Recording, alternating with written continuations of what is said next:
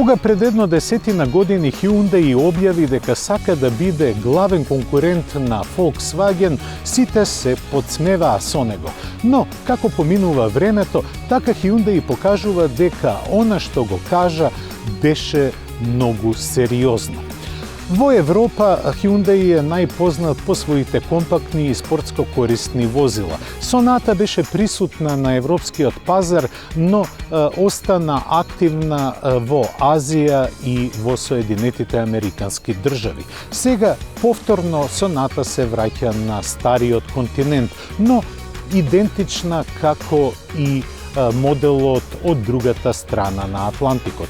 Целата контура на Sonata делува како да е инспирирана од Делфин, додека задниот дел е извонредно маркантен. Овој потег на поклопецот на багажникот е направен за да го усмери воздухот надвор од контурата на автомобилот, за да има што помал отпор на воздухот.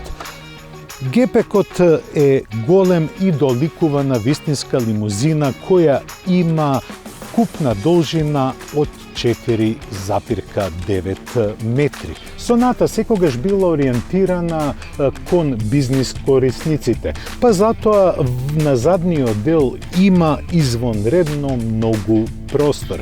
Можете да ја користите дури и како службен автомобил и без никаков комплекс да се возите на задната клупа.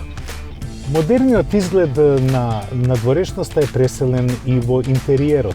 Веднаш кога ќе влезете, се чувствува дека е големо внимание посветено на ергономијата. Пред возачот се двата веќе задолжителни LCD дисплеи за секој модерен автомобил. Едниот пред возачот, другиот на централната конзола.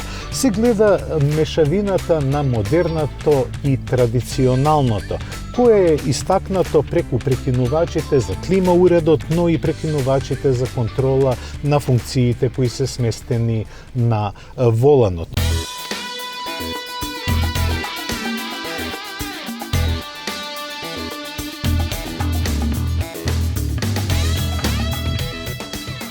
Веќе од првите километри извозени со Sonata се покажува дека Hyundai применува една потполно нова тактика во конструирањето на оваа лимузина.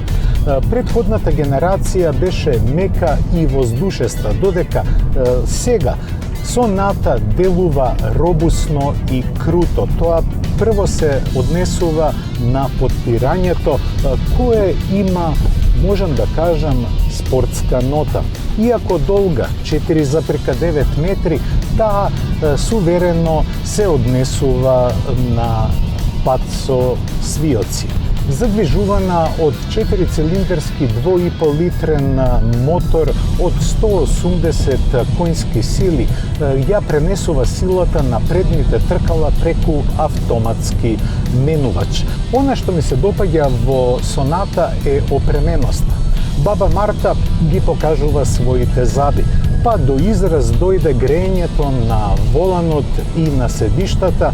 Покрај опременоста ми се допаѓа што има два модуси на возење. Тоа е еко и спорт. Кога го активирате спортскиот модус на возење, тогаш Sonatата го менува својот карактер. Ви дозволува лесно да се поигрувате со менјачот, но и со управувањето кое супериорно се однесува, доколку ги земете во предвид димензиите, но и тежината на возилото. Секако дека тогаш е малку и поголема потрошувачката, но овој 2,5 литрен мотор одлично се однесува, а се чувствува дека при форсирањето звучната изолација не е баш најдобра. Се разбира дека не може да биде се идеално, но вистинско изненадување, барем за мене, е однесувањето во свиоци, бидејќи предходниот Hyundai Кона, кој го тестиравме пред 2 емисии, се покажа доста инфериорен во возењето на свиоци. Соната има ниско тежиште и тврда амортизација, па затоа дозволува да правите и спортски излети, иако е ова лимузина. Таа при нормално возење се однесува сосема добро. Тивка е и ви овозможува дури и економично возење во инает на 2,5 литрениот мотор. Доколку сте култивирани и умерени со забрзувањата, тогаш можете да ја спуштите потрошувачката да биде пониска од 8 литри на 100 километри. Но доколку имате тркачки амбиции, тогаш помирете се со потрошувачка која надминува 13 литри.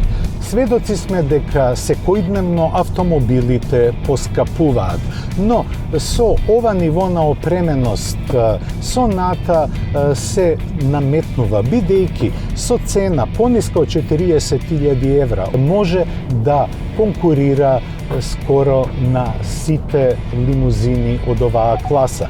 А каков е трендот во автомобилската индустрија, сегментот D, односно средната висока класа, како полека да се гасне.